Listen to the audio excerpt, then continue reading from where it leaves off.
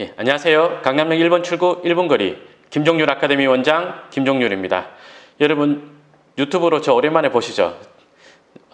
제 얼굴 오랜만에 보니까 어떻습니까? 제 재밌는 거 보여드릴게요. 이게 제 얼굴입니다. 어떤 얼굴로 제가 방송을 해드릴까요? 이건 좀 하얗게 한 겁니다. 표시 별로 안 나네요. 그죠? 이 귀여운 얼굴 어때요? 이걸로 할까요 오늘? 아니면 아름다운 얼굴 이거 어때요? 입술이 그냥 뽀뽀해주고 싶은 얼굴. 예. 오늘은 귀여운 얼굴로 하겠습니다. 예, 노트북에 이런 기능이 있네요. 예. 근데 있으면 뭐 하냐고. 제 얼굴은 줄이고 할 건데, 그죠? 예. 자, 제 얼굴 이렇게 줄이고, 자, 그리고 이거 보겠습니다. 경매 사건 하나 이야기해 보려고 합니다. 지나간 겁니다. 지나간 건데, 10075 사건, 이 물건이 어떤 건축허가를 받았을까? 그래서 여러분들이 토지 투자할 때, 특히 이제 시가지 투자를 할 때, 또는 이제 디벨로퍼 과정 공부를 한다든지 이럴 때, 맨 먼저 공부하게 되는 게 건축 허가죠. 그 중에서도, 예, 당연히, 잠깐만요. 예, 그리고 그 중에서도 건축 허가의 핵심은 사실은 거의 대부분이 주차장입니다. 꼭 그런 건 아닌데요. 그냥 우리 일반인들 수준에서 개발을 한다. 그러니까 총 투입 자금이 한 20억 전후다. 그랬을 때 여러분들이 한다. 그러면 거의 시가지에서 다세대 주택 짓는다 이런 게 많고, 그런 다세대나 다가구 지을 때 가장 먼저 고려하는 것이 주차장이죠.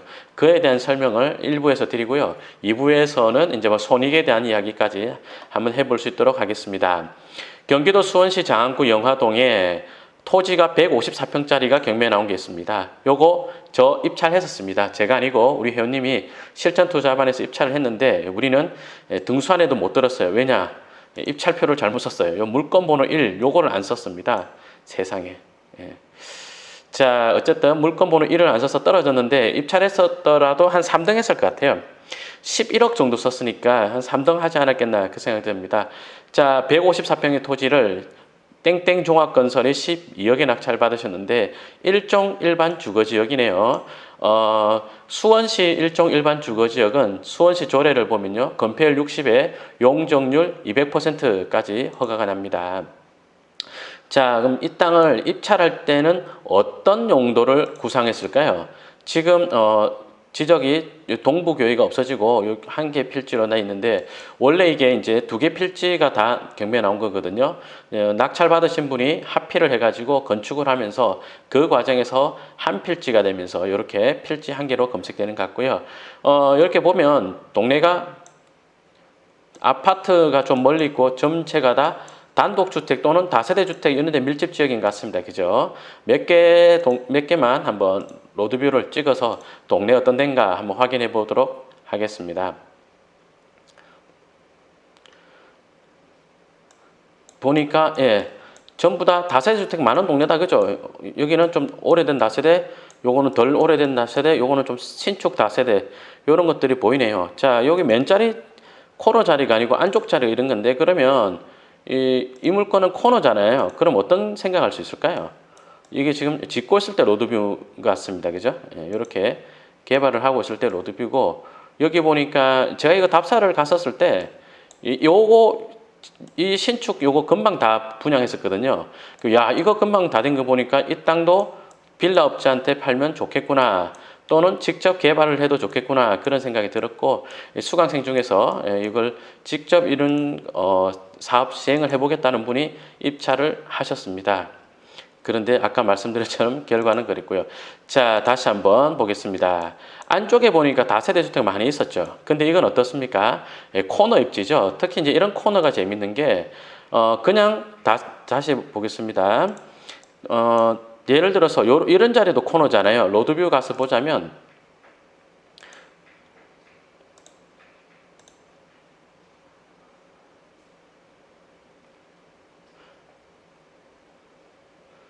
요런 데도 대일 계란 유통 있는 요런 데도 어떻습니까? 코너 자리죠.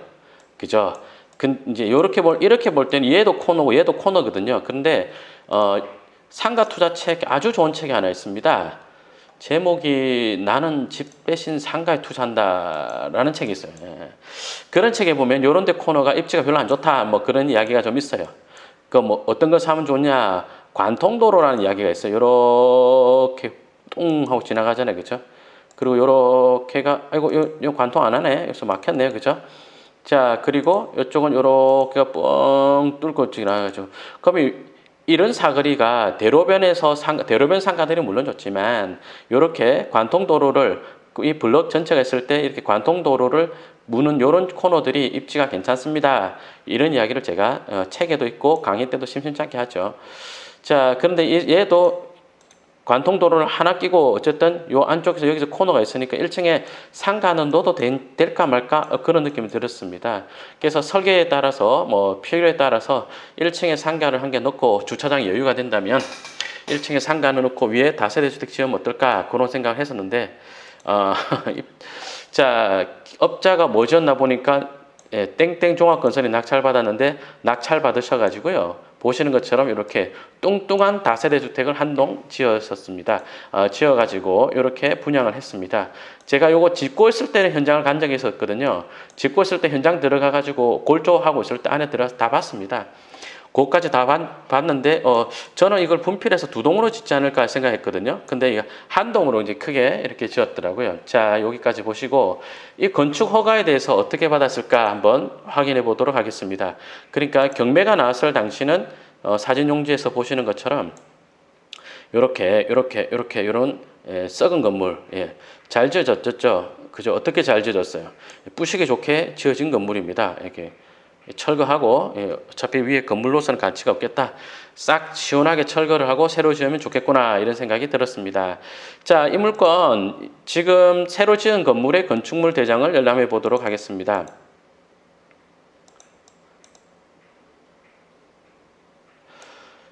자, 요게 이제 표제부 이제 제가 하나하나 다 안 뗐습니다. 보면은 이제 다세대 주택, 도시형 생활주택, 근린생활시설 이렇게 돼 있죠. 그러니까 근생도 있고 그다음에 단지형 다세대, 도시형 생활주택 이래 가지고 단지형 다세대가 들어 있기도 합니다. 총 세대수는요. 여기 있네. 세대수는 15세대고요. 그 다음에 상가는 2개 호실을 넣었습니다. 주차는 15대를 넣었네요. 그리고 건축 착공일이 2017년 3월 17일로 되어 있습니다. 자, 그럼 이 사람들이 건축 허가는 어떻게 받았느냐? 대체로 이런 물건은 주차장을 먼저 빼보고 그리고 그 위에서 신축 가능한 건물을 그려보고 그리고 다시 그에 맞춰서 다시 주차장을 좀 좁히고 늘리고 특히 이제 이 경우는 1층에 상가를 넣었죠. 그죠? 그래서 굉장히 설계를 잘한 편이다. 사실 저는 요 건축사 사무소에 전화해가지고 되게 너무 허가 잘 받은 것 같다. 그런 이야기 하면서 다음에 기회 된다면 이번에 전화만 인사드리고 다음에 기회 된다면 제 거 건축할 때 설계 한번 해달라. 그런 이야기까지 했던 데입니다. 왜 허가를 잘 받았고 설계를 잘 뽑았느냐? 사실 내부는 제가 안 봤습니다. 내부는 골조 때 봤으니까 기억이 잘 안 납니다. 자, 정리해 보겠습니다. 자, 2층에 다세대 주택으로 이용되고 있는 게 3세대, 3층은 4개, 4층, 5층 각각 4개 해가지고 다세대 주택이 총 15세대고요. 전용 면적으로 하면 658제곱미터가 나옵니다. 자, 여러분 건축법에 대해서 잘 모르시는 분들 설명 하나 드릴게요.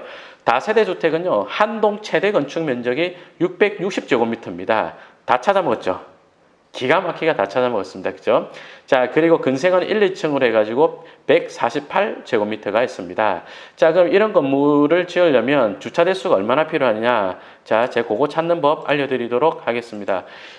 국가법령정보센터, 요게 법제처 사이트입니다. 여기서 수원 주차장 조례를 검색해 보도록 하겠습니다.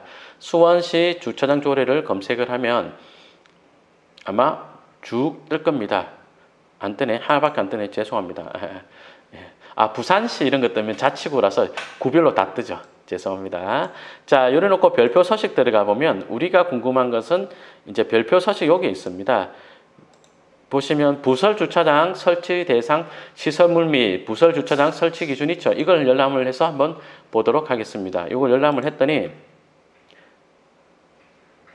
자, 다세대 주택이죠. 공동주택 다세대 주택이 들어가죠.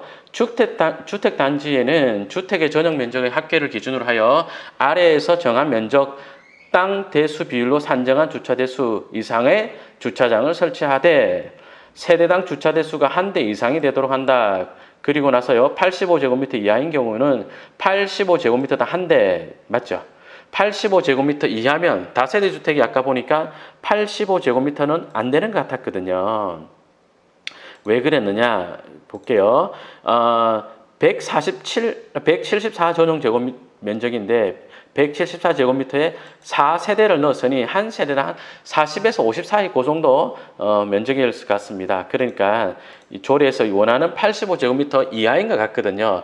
그런데 문제가 뭐냐면 자 주차 세대당 한 대 이상이 되도록 한다 이죠. 그러니까 최소한 한 대를 넣어줘야 되는 거예요. 그죠? 그러면 아까 다세대 주택 세대수가 15세대니까 주차장이요. 어째 됩니까? 다세대 주택에서 15개를 잡아먹겠죠.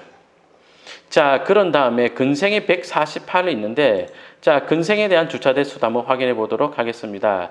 자, 일종 근린생활시설은 시설 면적 135제곱미터당 한 대 되어 있습니다. 이거 135 조금 넘잖아요. 그죠? 그러면 148 나누기 135를 하면 1점 몇몇 이렇게 나올 건데요.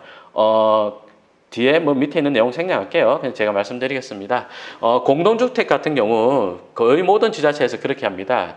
공동주택 같은 경우는요, 소수점, 예를 들어서 주차 대수를 뭐 필요 대수를 계산을 했더니 뭐 0.1 이렇게 나온다. 다시요. 5.1 이렇게 나온다. 그럼 0.1도 무조건 올림이에요. 그러니까 5.1대가 나온다. 그럼 주차장 6대를 필요로 하는 거죠. 건축주 입장에서는 별로 기분 좋지 않겠죠. 그러니까 건축주 입장에서는 딱 떨어지든지 아니면 3.9, 뭐 5.9, 6.9 이걸 좋아하거든요. 자, 어쨌든 다 공동주택에서는 소수점 첫째 자리는 올림을 하는 건데 근생은 소수점 첫째 자리에서 반올림을 합니다. 반올림을 하게 되거든요. 자, 그러면 얘는 다시 보자면 148이니까 1점 몇몇 되니까 한 대 있으면 되죠. 자, 여기서 재밌는 게 생깁니다. 뭐요? 집에서 15대, 근생에서 한 대 이래 되죠. 그럼 총 16대가 필요하죠. 그런데 여기 보니까 15대로 지었죠. 이게 어찌된 일이냐? 다시 확인시켜 드리겠습니다. 착공일자가 2017년 3월입니다. 그죠? 그럼 허가도 2017년 뭐 2월이나 이때 받았을 것 같아요. 보통 건축물 대장상에는 여기 허가일자가 있거든요. 왜 없는지 잘 모르겠습니다. 어쨌든 2017년 초에 건축 허가를 받은 것으로 추정이 되는데 그러면 그때 거에 봐야 돼요. 지금 우리가 열어본 것은 언제 거냐? 이게 제일 최근 거거든요. 그럼 여기 연혁 들어가서요. 2019년 1월 거 보죠. 안 된다니까. 언제 거 볼까요? 2017년 6월 거 볼까요? 아니죠. 3월에 착공했으니까 그 전 거. 2015년 10월 거를 보면 되겠습니다. 자, 요걸 다시 아까처럼 별표 서식 들어가서 여기 부서주차장 조례 보면은 자 이제 법에 내용이 나올 겁니다. 자, 다시 볼게요. 근생 역시 135제곱미터 한 대 똑같은데 공동주택은요. 자, 보니까 얘는 뭘 해놨느냐. 세대당 한 대로 하되 세대당 전용 면적이 60제곱미터 이하인 경우는 세대당 0.93대만 하십시오 라고 해놨습니다. 그죠? 자, 그리고 다시 이 물건을 보니까 다세대 주택이 전부 다 60제곱미터 이하일 것 같아요. 그러면 15 곱하기 0.93이 되는 겁니다. 계산기로 한번 계산해 보도록 하겠습니다.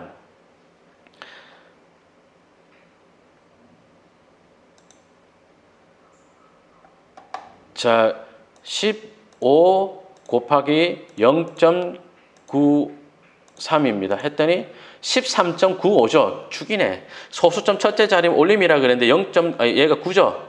그러면 14대가 필요한 거죠. 그죠? 그래서 다세대 주택 부분에서 주차가 14대가 필요한 것이고 근생에서 한 대가 필요한 것이고 그래서 주차장은 15대가 필요한 겁니다.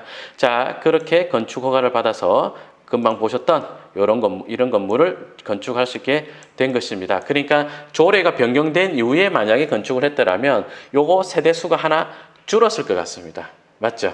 주차장이 15대밖에 안 나오는 구조라면 그러면 세대수를 주택에서 세대수를 14 근생에 있잖아요. 그죠? 근생에서 한 대 잡아먹으니까 세대수를 13으로 맞췄어야 될 것 같습니다. 그럼 아마 세대당 전용 면적이 늘어났을 것이고 늘어나는 만큼의 분양가가 올라가지 않는다면 이 건축주의 사업성은 조금 나빠졌을 것이다. 이렇게 예상하겠습니다. 자, 다음 시간에는요. 이 물건을 가지고 제가 요 분양사무소에 전화를 해봤거든요. 그래서 분양가가 어느 정도다. 그래서 이 사람이 예상하는 수익이 어느 정도 될 것 같다. 그 이야기를 한번 해보도록 하겠습니다. 내용이 여러분 마음에 들었다면 구독 그리고 좋아요 부탁드리겠습니다.